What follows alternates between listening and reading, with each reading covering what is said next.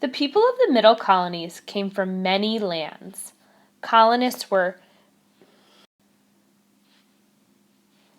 The people of the Middle Colonies came from many lands. Colonists were German, Dutch, Scots-Irish, and English. Some were even enslaved Africans. Many of the colonists were Quakers or members of other Protestant churches. Others were Jewish or Catholic. The Middle Colonies had a diverse population because their proprietors believed in religious tolerance.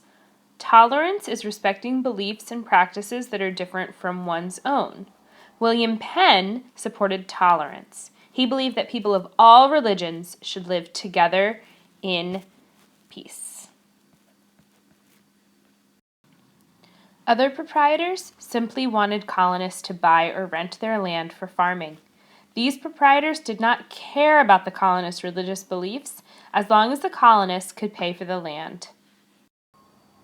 Religious tolerance and inexpensive land attracted people from many parts of Europe. Some came to escape punishment for their religious beliefs. Others came to farm their own land. All came to find a better way of life. Newcomers to the Middle Colonies usually arrived at the ports of Philadelphia or New York.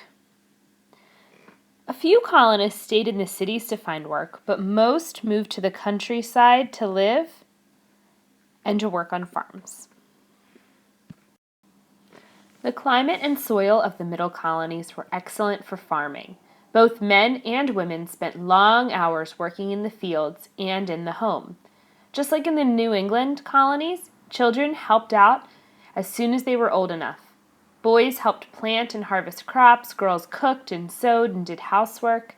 Children also cared for the family's animals and garden.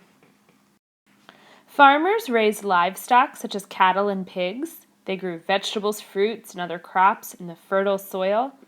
Farmers grew many different types of grains such as wheat, corn, and barley. In fact, they grew so much grain used to make bread that the Middle Colonies became known as the breadbasket of the 13 colonies. Agriculture in the Middle Colonies was so good that farmers usually grew enough to feed their families and still have a surplus. A surplus is more than is what is needed. Farmers sold surplus goods to earn a living. Most farmers used the long, wide rivers of the Middle Colonies to ship grain and livestock to sell in Philadelphia or New York. Some colonists also sold wood or furs from their own land. Merchants then sold the goods as exports to Europe, the West Indies, and cities in other British colonies, such as Boston and Charlestown. The Middle Colonies had a free market economy. In a free market economy, the people, not the government, decide what will be produced. The Middle Colonies had a free market economy partly because the colonies' proprietors did not tell the colonists what to do. Colonists were free to make the decisions they believed would earn them the most money. The economic system in which people may start any business that they believe will succeed is called free enterprise. Enterprise is another word for business. Philadelphia and New York were the two largest and most important cities in the Middle Colonies. Both cities had ports and were centers of shipping and trade. The free market economy of these successful cities attracted merchants, shopkeepers, and artisans. An artisan is a person who is skilled at making something by hand, such as silver spoons or wooden chairs. Laborers also found work in the cities. A laborer is a person who does hard physical work. Some of the laborers in the Middle Colonies were enslaved Africans. They worked as house servants or on the docks loading and unloading ships. Many young people who lived in towns and cities became apprentices. An apprentice is someone who studies with a master to learn a skill or a business. As a child, an apprentice often lived in the master's house. Apprentices usually worked with their masters for 4 to 7 years.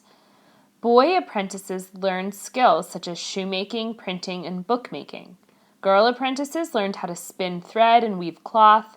By watching and helping, apprentices gained the skills they needed to enter the business as adults.